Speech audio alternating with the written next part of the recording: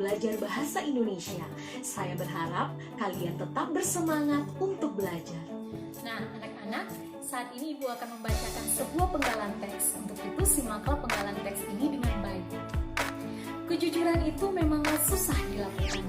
Akan tetapi, di balik kejujuran terdapat kebahagiaan yang indah sekali.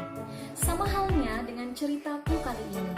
Ketika dahulu kala saya masih SMP, belum paham apa itu tentang kejujuran. Sehingga pilihan buat berbohong serta jujur itu masih banyak yang terjadi saat mengalami tes nasional di SMP. Dikala saat itu tes sedang berlangsung, bisa jadi banyak temanku yang menyontek sampai pada akhirnya temanku berdialog padaku. "Sin, kalian ingin nyontek enggak? Saya membawa contekan nih," ucap temanku dengan membagikan suatu kertas berbentuk contekan. "Boleh pula," ucapku dengan menerima kertas tersebut. Nah, anak-anak, dari penggalan teks tersebut, ada yang tahu teks tersebut termasuk dalam teks apa? Coba dijawab pada benak kalian masing-masing. Nah, anak-anak, jadi penggalan cerita yang tadi Ibu bacakan adalah salah satu contoh penggalan dari teks cerita pendek. Jadi, hari ini kita akan belajar tentang teks cerita pendek.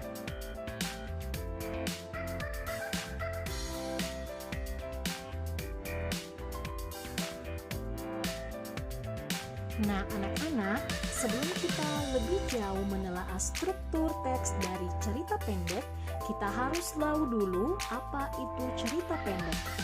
Cerita pendek atau biasa disebut dengan cerpen adalah karya sastra karangan prosa yang menceritakan atau mengisahkan suatu tokoh secara ringkas dan bersifat fiktif, atau juga merupakan sebuah karya sastra pendek yang bersifat fiktif dan mengisahkan tentang suatu permasalahan yang dialami oleh tokoh secara ringkas, mulai dari pengenalan sampai akhir dari permasalahan yang dialami oleh tokoh. Pada umumnya, cerpen hanya mengisahkan suatu permasalahan yang dialami oleh satu tokoh. Selain itu, cerpen hanya terdiri tidak lebih dari 10.000 kata. Hal inilah yang membuat cerpen dapat selesai dibaca dalam sekali duduk. Cerita pendek bertujuan untuk mengungkapkan perasaan penulis dalam menuangkan imajinasi atau penghayalan pada sebuah cerita, dan dapat menghibur pembaca, serta pembaca dapat memperoleh hiburan serta teguran atau nasihat dari sebuah cerpen.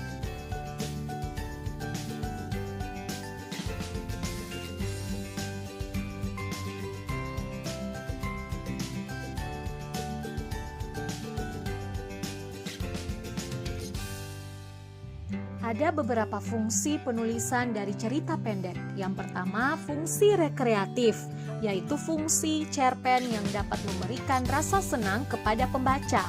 Yang kedua, fungsi didaktif. Dengan cerpen akan dapat mengarahkan dan mendidik pembacanya. Yang ketiga, fungsi estetis atau memberikan nilai keindahan. Yang keempat, fungsi moralitas atau mengandung nilai moral. Dengan membaca cerpen ada nilai-nilai moral yang baik yang dapat dikutip oleh pembaca.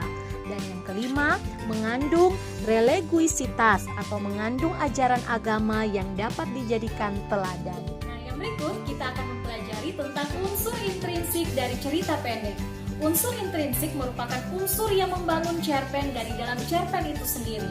Terdiri atas beberapa unsur. Yang pertama, tema. Yang kedua, tokoh dan penokohan. Yang ketiga, latar atau setting. Yang keempat, alur atau plot. Yang kelima, sudut pandang atau point of view. Dan yang keenam, amanat.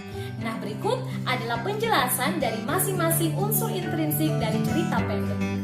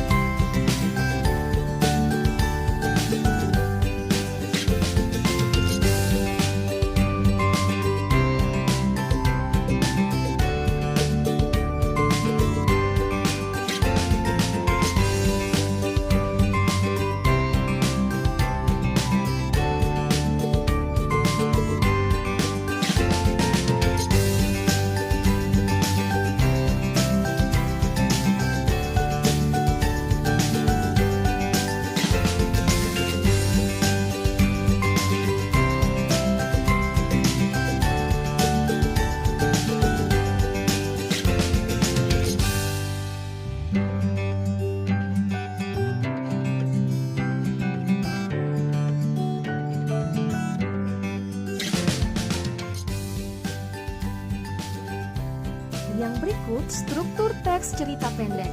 Struktur teks cerita pendek terbagi atas 4 bagian. Yang pertama, struktur orientasi. Struktur orientasi berisi pengenalan tokoh dan latar cerita.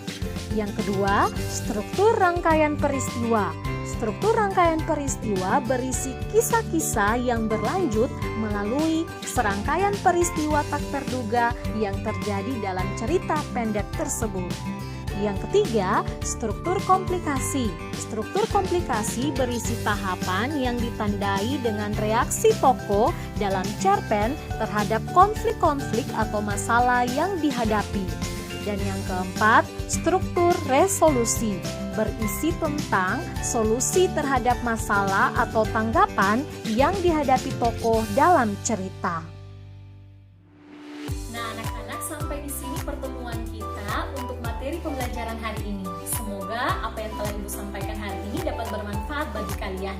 Jangan lupa belajar dan mengerjakan tugas yang telah disediakan pada platform Google Classroom. Selamat siang dan sampai bertemu pada pertemuan selanjutnya.